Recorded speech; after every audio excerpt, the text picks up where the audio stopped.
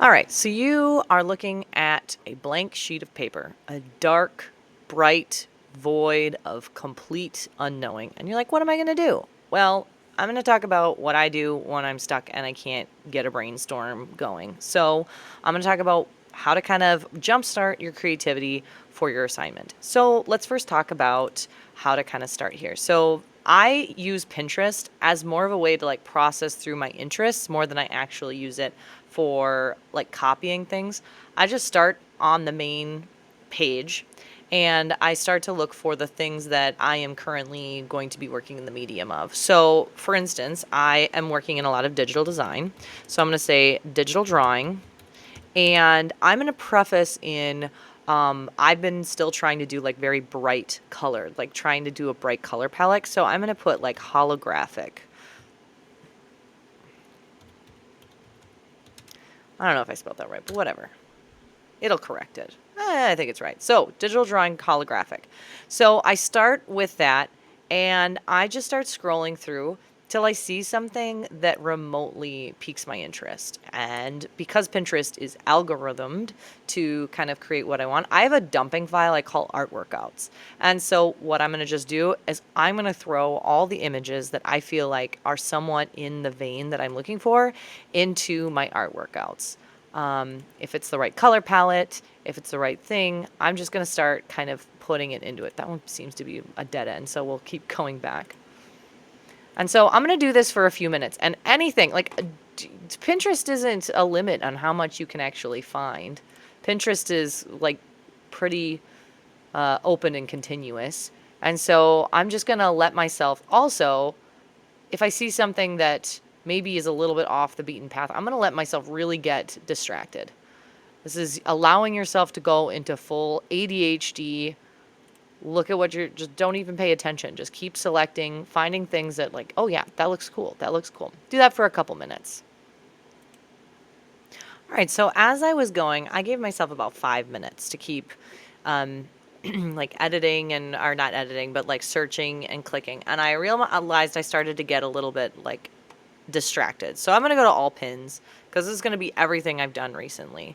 And so these are all the ones that I've saved. Like about from here on up are the ones that I've kind of decided. Something else I would suggest while you do this is you can listen to music, but I wouldn't watch anything. I would try to like really focus in and kind of see for yourself what you are the most interested in. So as you're going through now, look at the commonalities. Like I started with a very neon color palette. I wanted this holographic color palette.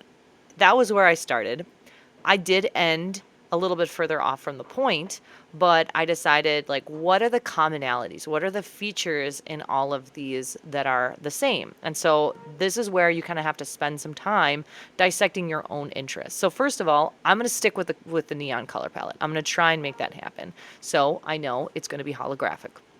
Second thing, is it going to be from my content that I've chosen? It's going to be either be a person and an animal, or just an animal, and of what the features are in each of them that I feel like were common. So, like for instance, I'm noticing a lot of this royalty, and I was picking out a lot of like knights and stuff like that, kind of that romantic knights in armor motifs. So maybe instead of doing a person, I do essentially like a knight in armor, or like a horse, for like a knight's horse in armor. Now, the other thing though is it matching what you're going for? So I have been in a bit of a horse rut.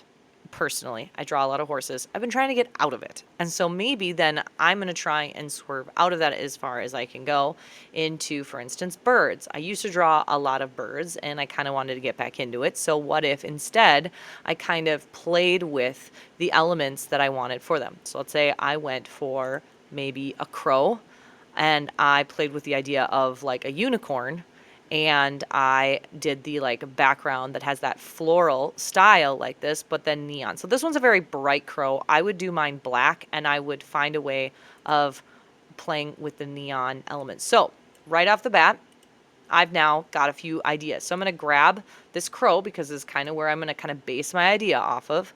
I'm also going to grab a color palette that I like. I love this because this is a black with this neon color palette over it.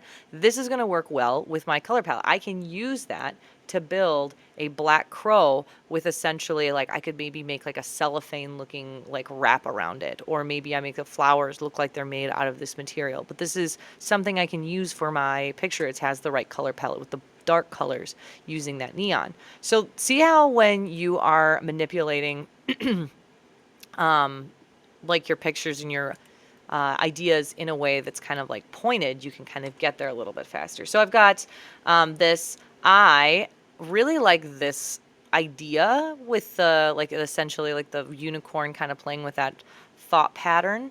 I do not like this one. I think that one's very ugly. But I like the color palette. I don't like the design of that one. I don't think that the horn is very appealing to look at or anything. I also like the way that these feathers are designed digitally, so I'm going to steal that guy. I'm going to see what else they kind of suggest. Nothing really quite fits into what I'm doing. I'm also going to grab this color palette because I think that that's a fun color palette with that black and gray. And then I really enjoyed this one. I'm just going to grab this one because I feel like there's a lot that can happen with it. So I'm just going to take that onto my desktop as well. Oh, it's selecting everything. Let's try that one more time. It's not going to let me. Whatever. That's fine. Okay, so my next step is brainstorming. So I went to Canva, and Canva does a pretty good job of, it has a few brainstorming ideas. So if you actually type into Canva brainstorming, there's a bunch of different ones, but I found that there are a few, like for instance, like this one's a pro, so you can't use it, but there are a few that are free that are kind of helpful. And I like this one because you kind of have the main idea. And you can then manipulate from that. You can essentially make a brainstorm idea. You can type in these, you can upload pictures. So if I was like, all right, I want to bring in this crow, and I'm also going to bring in this guy. I'm just going to kind of copy them in, and then I'm going to start to build on it from that idea. The other way that I like to use it is also I use a lot of their mood boards.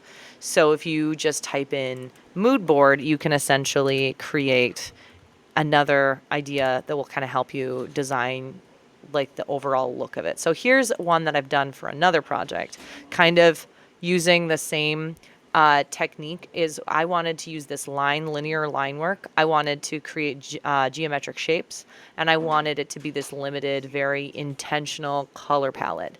And so those are the elements I wanted to bring in without copying. It's just little pieces of it. And that's the key, is you want to be inspired by without directly copying. So obviously, like this crow here is white. I'm not going to use a crow with that same style. I'd want to find a reference of that crow, maybe a stack of references. So as I start to build my mood board, maybe then I also incorporate a bunch of the references that I will put in there as well. So that is how I would suggest starting your brainstorming idea. Start just bringing in photos and seeing where you go from there. Good luck brainstorming, everybody. I'll show you a little bit of what mine look like after I'm done. All right, so I finished making up my mood board. I just wanted to show you kind of my final brainstorming and how I kind of utilized this particular style. So obviously this is kind of what I ended up creating as like the bones of my project. I chose this for brushwork. I chose this for mood. I want kind of like a night's kind of mood. I don't know how it's going to be achieved. Maybe it's in brushwork. Maybe it's in color palette. I haven't decided. But color palette, I'm going to try and do this dark with neon, and then reference, which this is just one of the references that I'm thinking about building with it. I'm going to of course make something else in the background, maybe add more to it, maybe changing the position or what it's on. But for the most part, this is kind of where I can start. I can make a lot from this. And it kind of gets me started in the right direction. So I hope you found this helpful. Good luck brainstorming.